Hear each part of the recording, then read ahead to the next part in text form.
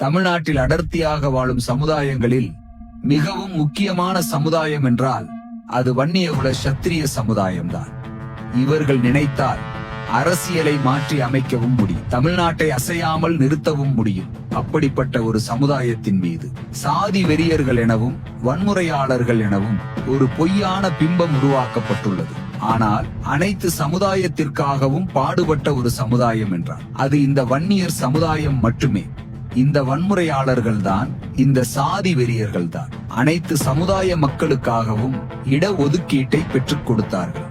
1987 doctor ஐயா ராமதாஸ் அவர்களின் தலைமையில் நடந்த போராட்டத்தில் ஓடாத மானும் போராடாத இனமும் மீண்டதாக வரலாறே இல்லை என்று முழக்கமிட்டு இந்த உலகமே வியந்து பார்த்த மாபெரும் சாலை மறியல் போராட்டத்தை நடத்தி 21 வன்னியர்களை பலி கொடுத்து 101 சாதிகளுக்கு 20% இட ஒதுக்கீட்டை பெற்றுக் கொடுத்த இனம்தான் எம் வன்னிய பேரினம்.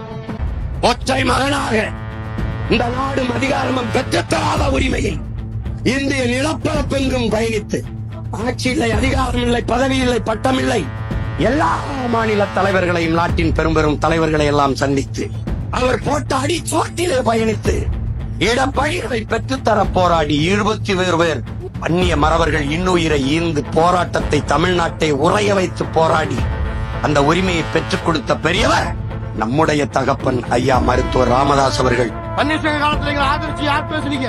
அப்ப 107 சாதிக்கு இடஒதுக்கீடு வாங்கி கொடுத்தோமே, இந்த 107 சாதிக்காரன் செத்தானா? 21 பேர் என் சொந்தக்காரன் செத்தான். ஏன் சாதி பொம்பளைங்க தாலி அறுத்தா 1 லட்சம் பேர் சிறைக்கு போனோம். 107 பேருக்கு இடஒதுக்கீடு வாங்கி கொடுத்தோமே, அதை பெருந்தன்மையோடு எந்த பத்திரிகையாவது பாராட்டிங்களா? ஆனா அதை கேவலப்படுத்துகிறீங்களே, எங்களை மரம் வெற்ற சாதின்னு சொன்னீங்களே.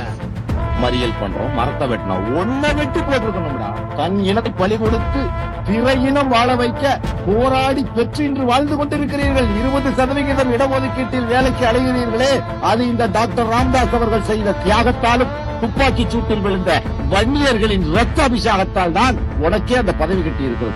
இதுவரைக்கும் மருத்துவர் ஐயா அவர்களை தவிர, பாட்டாளி மக்கள் கட்சியை தவிர வேற ஏதாவது ஒரு இயக்கம் ஓப்பனா வெளியே வந்து நியாயமா இந்த பண்ணி ஆகணும் அப்படின்னு சொல்லி மிகப்பெரிய அளவு போராட்டம் பண்ணிருக்காங்களா?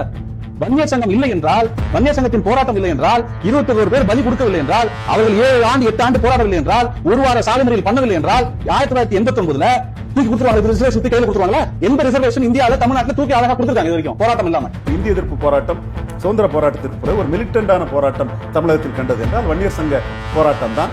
தமிழ்நாடு அலர்ஸ் ஒரு பஸ் போகாது விழுப்புரத்து தான். எம்ஜிஆரே பயந்தார். நெடுஞ்செழிய முதலமைச்சராக இருந்தார். ஹெலிகாப்டர்ல வந்து பார்த்தார். தரையில வர முடியாம முதல் முறையாக ஒரு கலவரத்தை கட்டுப்படுத்துவது ஹெலிகாப்டர்ல வந்து பார்த்தது ஐயா ராமதாஸ் தான்.